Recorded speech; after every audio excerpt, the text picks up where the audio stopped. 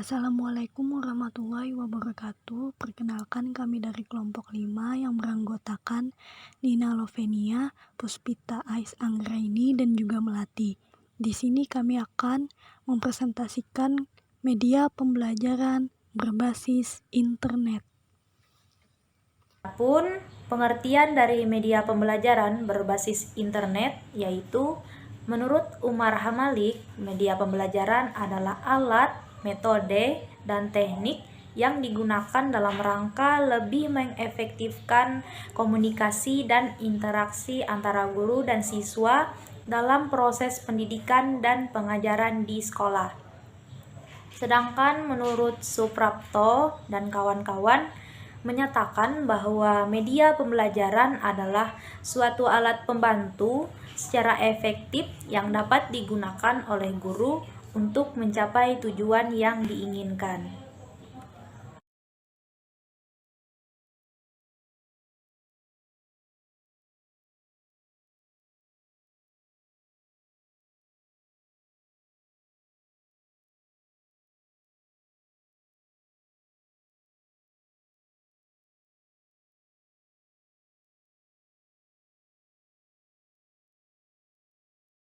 Kemudian, pengertian media pembelajaran berbasis internet. Internet adalah kumpulan atau jaringan dari komputer yang ada di seluruh dunia. Internet merupakan kependekan dari Interconnection Networking, yang mana secara harfiah adalah sistem global dari seluruh jaringan komputer yang saling terhubung menggunakan standar internet protokol suite untuk melayani miliaran pengguna di seluruh dunia. Sedangkan pengertian media pembelajaran berbasis internet atau e-learning adalah media pembelajaran yang menggunakan internet sebagai media dalam rangka mengefektifkan komunikasi dan interaksi antara guru dan siswa dalam proses pendidikan dan pengajaran. Jadi, media pembelajaran berbasis internet ini merupakan media pembelajaran yang prakteknya memanfaatkan internet sebagai media penyampai materi, pelajaran, dan berbagai informasi yang dibutuhkan dari guru ke siswa. Media pembelajaran berbasis internet ini diharapkan dapat menjadi alternatif media pembelajaran yang digunakan oleh guru untuk mencapai hasil belajar yang lebih maksimal. Selanjutnya, contoh media pembelajaran berbasis internet. Media pembelajaran berbasis internet ini diharapkan dapat menjadi alternatif media pembelajaran yang digunakan oleh guru untuk mencapai hasil belajar yang lebih maksimal. Adapun beberapa contoh media pembelajaran yang dalam penggunaannya memanfaatkan internet antara lain: yang pertama ada blog, kemudian Facebook, kemudian WhatsApp, dan website. Selanjutnya, penjelasan mengenai contoh media pembelajaran berbasis internet. Yang pertama ada blog. Blog adalah singkatan dari weblog. Blog adalah jenis situs web yang dikembangkan dan dikelola oleh individu dengan menggunakan perangkat lunak atau software online atau platform host yang sangat mudah untuk pengguna dengan ruang untuk menulis. Blog menampilkan publikasi online instan dan mengajak publik untuk membaca dan memberikan umpan balik sebagai komentar.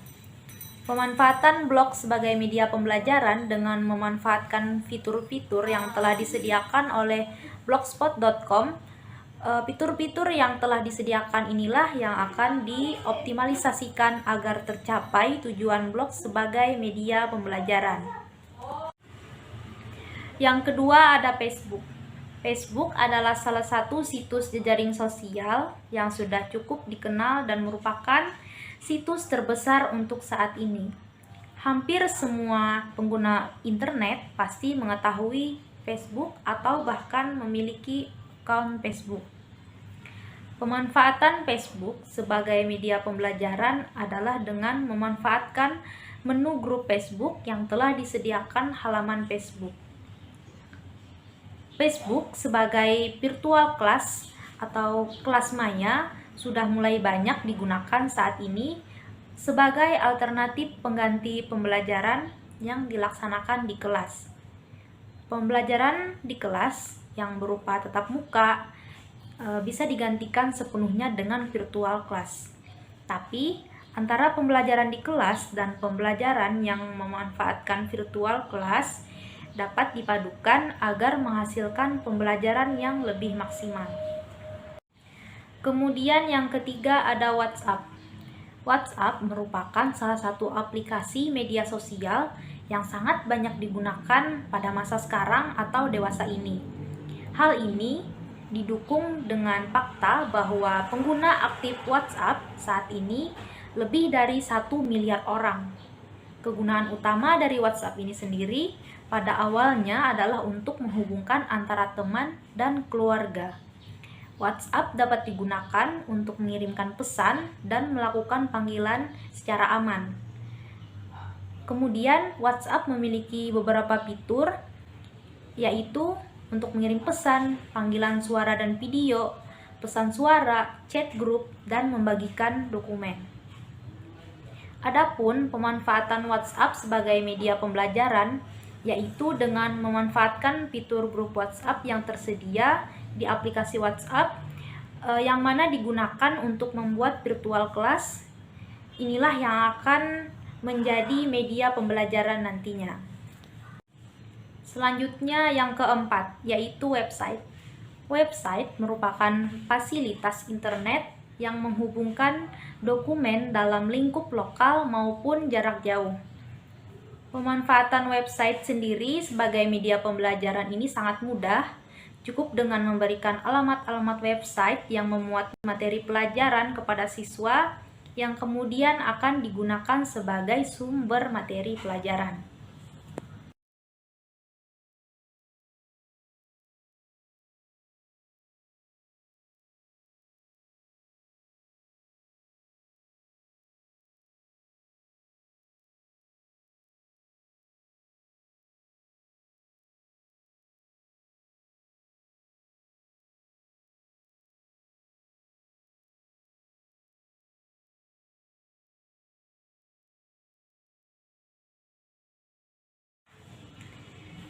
Adapun beberapa website yang dapat digunakan sebagai media pembelajaran, diantaranya yaitu ada Genius Education, kemudian Kelas Kita, kemudian YouTube, Wikipedia, Kamus Bahasa Indonesia, Edmodo, maupun Moodle.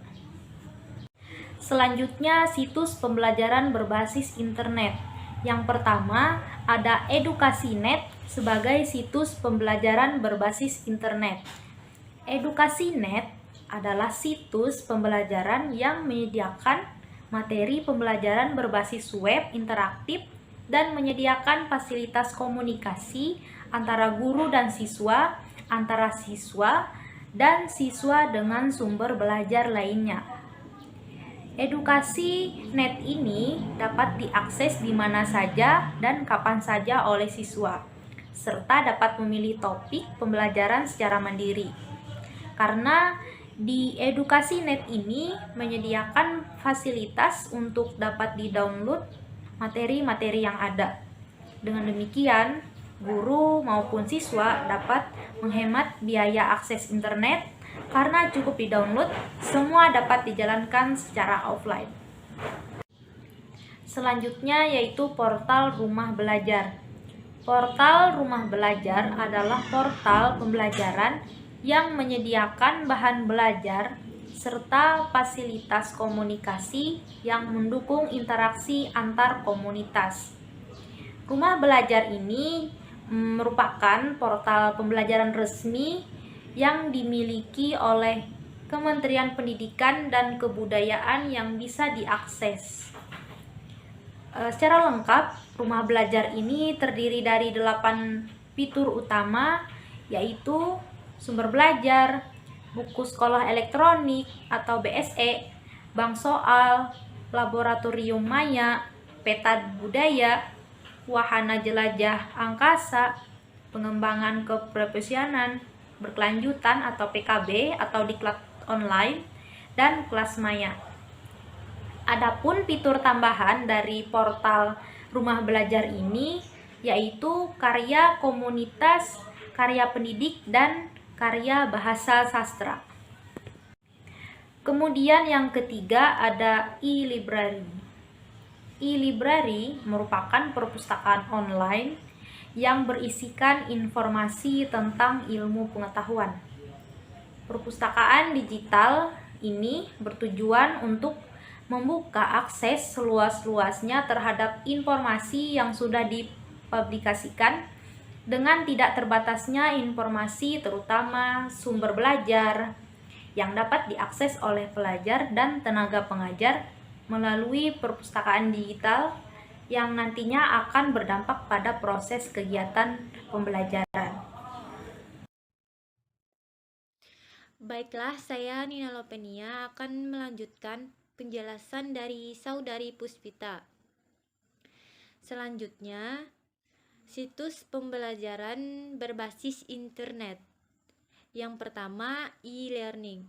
E-learning sering pula dipahami sebagai suatu bentuk pembelajaran berbasis web yang bisa diakses dari internet di jaringan lokal atau internet yang pelaksanaannya didukung oleh jasa teknologi seperti telepon, audio, video tape, transmisi, satelit atau komputer. Yang kedua, Google for Education. Google Classroom adalah alat berbasis web gratis yang dikembangkan oleh Google. Di Google Classroom, guru dapat membuat tugas untuk siswa dan juga dapat mengumpulkan tugas dari mereka. Adapun fitur dari Google Classroom ini, pengajar dapat menyiapkan kelas dan mengundang siswa serta asisten pengajar di halaman tugas kelas. Mereka dapat berbagi informasi tugas, pernyataan, dan materi. Dengan Google Classroom, pengajar dapat menghemat waktu dan kertas. Mereka dapat membuat kelas, memberikan tugas, berkomunikasi, dan melakukan pengelolaan semuanya di satu tempat. Google Classroom juga menawarkan pengelolaan yang lebih baik. Siswa dapat melihat tugas di halaman tugas di aliran kelas atau di kalender kelas sesuai materi kelas, otomatis disimpan dalam folder Google Drive.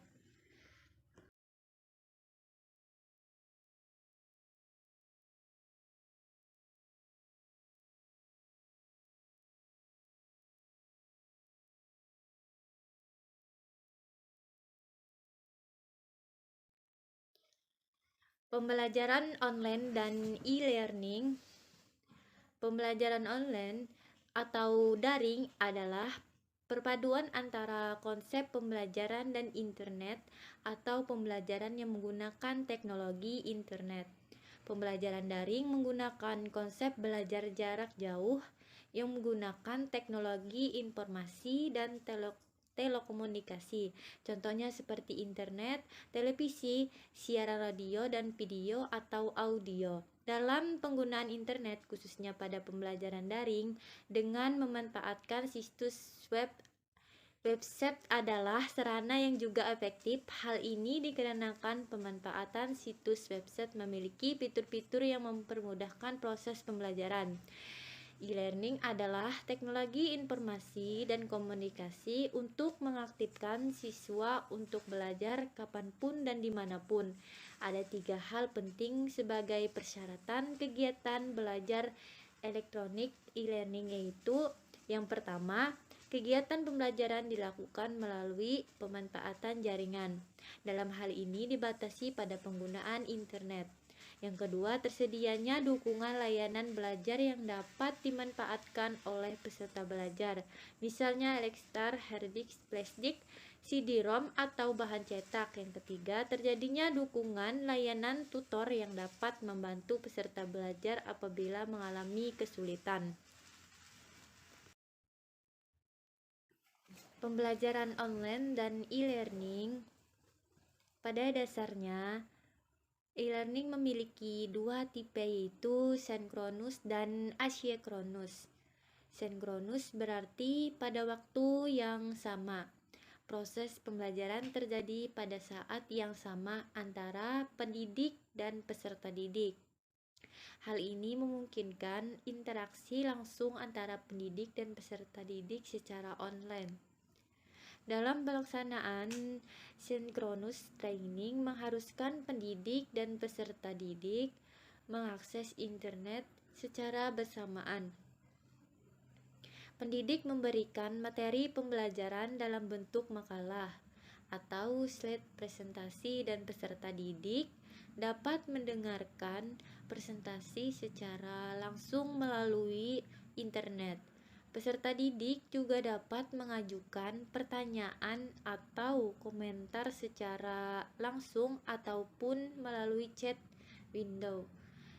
Sinkronus training merupakan gambaran dari kelas nyata namun bersifat maya virtual, dan semua peserta didik terhubung melalui internet. Baik, Assalamualaikum warahmatullahi wabarakatuh. Perkenalkan, nama saya Melati. Di sini saya akan melanjutkan presentasi dari teman saya, yaitu Nina Lovenia. Di sini saya akan membahas tentang komponen e-learning.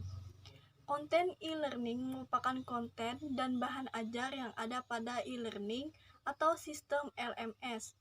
Konten dan bahan ajar ini bisa dalam bentuk misalnya multimedia based content atau konten berbentuk multimedia interaktif seperti multimedia pembelajaran yang memungkinkan kita menggunakan mouse, keyboard untuk mengoperasikannya, atau text-based content, yaitu konten yang berbentuk teks seperti pada buku pelajaran yang ada di Wikipedia dan ilmukomputer.com dan sebagainya. Biasa disimpan dalam Learning Management System atau LMS sehingga dapat dijalankan oleh peserta didik kapanpun dan dimanapun. Kemudian selanjutnya yaitu jenis media dan bahan ajar. Karena proses pembelajaran online terjadi melalui jaringan internet, maka bahan ajar yang digunakan juga utamanya adalah yang dikemas dalam format digital yang diunggah ke laman atau situs pembelajaran online yang digunakan. Pada prinsipnya, jenis media dapat dibedakan menjadi media cetak seperti buku, audio seperti kaset audio, sedangkan video seperti video compact disc atau VCD, dan siaran seperti siaran radio dan televisi. Bahan ajar dapat dikemas dalam berbagai media pembelajaran, baik yang bersifat satu arah maupun dua arah. Media pembelajaran satu arah adalah media yang tidak memiliki fitur interaksi bagi penggunanya. Di antaranya adalah buku, termasuk e-book, kaset atau CD audio dan video, siaran televisi, siaran radio, dan bahan ajar berbasis komputer. Sedangkan media pembelajaran dua arah yaitu memiliki fitur yang memungkinkan terjadinya interaksi seperti konferensi audio atau video, dan siaran langsung TV interaktif. Kemudian selanjutnya yaitu jenis bahan ajar berdasarkan pengembangannya. Dilihat dari proses pengembangannya, bahan ajar pada pembelajaran online setidaknya dapat dibedakan menjadi dua kategori, yaitu yang pertama, bahan ajar yang dikembangkan sebagai bahan ajar utuh, dan yang kedua, bahan ajar yang dikembangkan secara kompilasi dari bahan-bahan yang ada. Baiklah, selanjutnya yaitu saya akan membahas tentang pembelajaran jarak jauh berbasis internet. Menurut Munir dan kawan-kawan, menyatakan pembelajaran jarak jauh yakni pada saat proses pembelajaran tidak adanya interaksi secara langsung dalam bentuk tatap muka langsung antara guru dan siswa. Komunikasi berjalan dengan dua arah yang dijembatani oleh media seperti televisi, internet, komputer, video, telepon, radio, dan sebagainya. Selanjutnya, menurut Daryanto dan kawan-kawan menyatakan pembelajaran jarak jauh atau yang kita sebut dengan PJJ adalah Pembelajaran dengan memanfaatkan suatu media yang memungkinkan terjadi interaksi antara guru dan siswa. Dalam PJJ, antara guru dan siswa tidak bertatap muka secara langsung. Dengan kata lain, melalui dimungkinkan antara guru dan siswa berbeda tempat, bahkan bisa dipisahkan oleh jarak yang sangat jauh. Jadi sangat memudahkan proses pembelajaran. Adapun proses pelaksanaan pembelajaran jarak jauh berbasis internet pada masa pandemi COVID-19 ini dilaksanakan dengan menggunakan media internet. Adapun penyampaian materinya yaitu dengan guru menyampaikan atau memberikan materi tugas yang sederhana kepada peserta didik melalui video sederhana dan menarik peserta didik untuk menstimulasi perkembangan anak di rumah. Kegiatan pembelajaran daring dilakukan memberikan pengarahan, bimbingan kepada peserta didik agar aktif dalam pelaksanaan pembelajaran daring pada masa pandemi. Guru juga menjelaskan materi dengan video pembelajaran dikirim ke WhatsApp kelas agar dipahami dan mengingatkan orang tua membimbing tugas-tugas yang harus diselesaikan. Untuk desain pembelajarannya sendiri pun, guru didorong mendesain model pembelajaran sederhana dan menarik agar peserta didik tidak bosan. Diwajibkan aktif dalam WhatsApp grup kelas untuk menampung setiap kendala-kendala yang dihadapi oleh peserta didik. Untuk evaluasinya, siswa diberikan tugas untuk mengerjakan soal-soal, membuat sebuah karya, atau mempraktikkan sebuah adegan dalam materi pembelajaran dengan memvideokan tugas tersebut, lalu dikirimkan kepada guru yang bersangkutan. Berbagai karakteristik dan fitur dari e-learning dapat dijadikan pemicu seperti penyesuaian pembelajaran, kemudahan akses, penggunaan perangkat elektronik yang tentunya sudah ditanamkan di konsep nilai karakter di setiap prosesnya. Tentunya hal ini tidak boleh lepas dari peran serta guru atau dosen sebagai admin. Sekian dan terima kasih. Mungkin itu saja penyampaian materi dan presentasi dari kelompok 5. Kurang dan lebihnya mohon maaf. Wassalamualaikum warahmatullahi wabarakatuh.